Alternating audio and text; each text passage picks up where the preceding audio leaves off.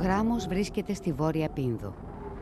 2.500 τετραγωνικά χιλιόμετρα πλημμυρίζουν τη βορειοδυτική Ελλάδα με ομορφιά ανίποτη.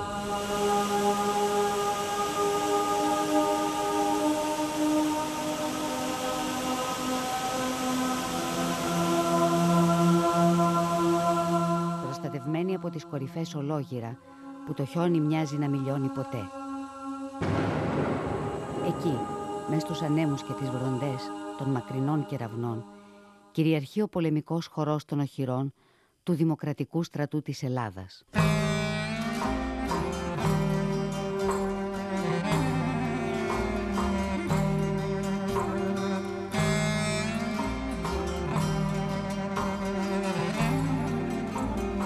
Σαν το χορό των μαχητών του.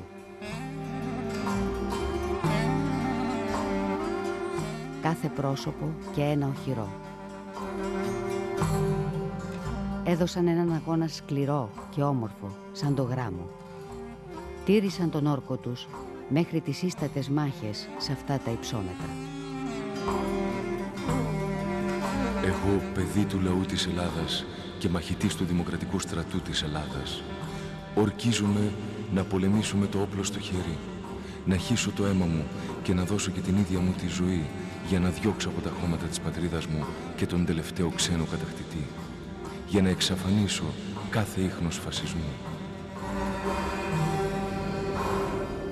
για να εξασφαλίσω και να υπερασπίσω την εθνική ανεξαρτησία και την εδαφική ακεραιότητα της πατρίδας μου, για να εξασφαλίσω και να υπερασπίσω τη δημοκρατία, την τιμή, την εργασία, την περιουσία και την πρόοδο του λαού μου.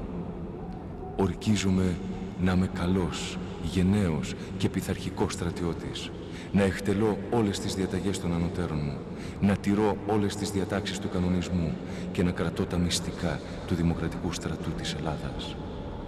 Ορκίζομαι να είμαι υπόδειγμα καλής συμπεριφοράς προς το λαό, φορέας και εμψυχωτής στη λαϊκή ενότητα και συμφιλίωση και να αποφεύγω κάθε πράξη που θα με εκθέτει και θα με ατιμάζει σαν άτομο και σαν μαχητή.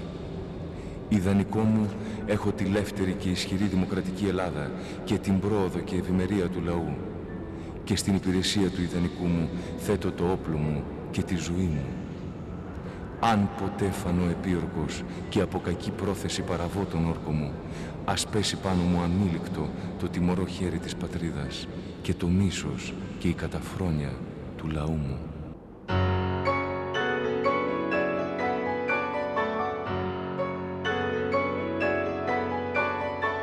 Ρόνταει ο Όλυμπος και πάλι, στη γιο να πέφτουν κεραυνοί, σιούνται οι στεριές και τα πελάγι, όπλων ακούγεται κλαγγί. Νέο Αντάρτικο γεννέται, να αγωνιστεί για ελευθεριά και τους φασίστες εκδικέται, όπου το βρει με αντριά. Το Κομμουνιστικό Κόμμα Ελλάδας ήταν η ψυχή εκείνου του στρατού, που η πρώτη του διαταγή είδε το φως στις 28 Οκτώβρη 1946.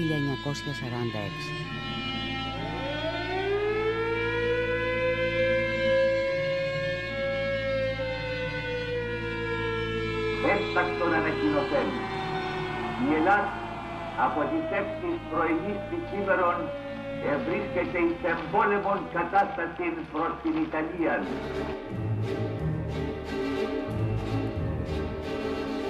Είχαν περάσει 6 χρόνια από την 28 Οκτωβρίου 1940. Λάβαμε τη διαταγή να κινήσουμε πάλι μπροστά για τα μέρη όπου δεν έχει καθημερινές και σκόλες.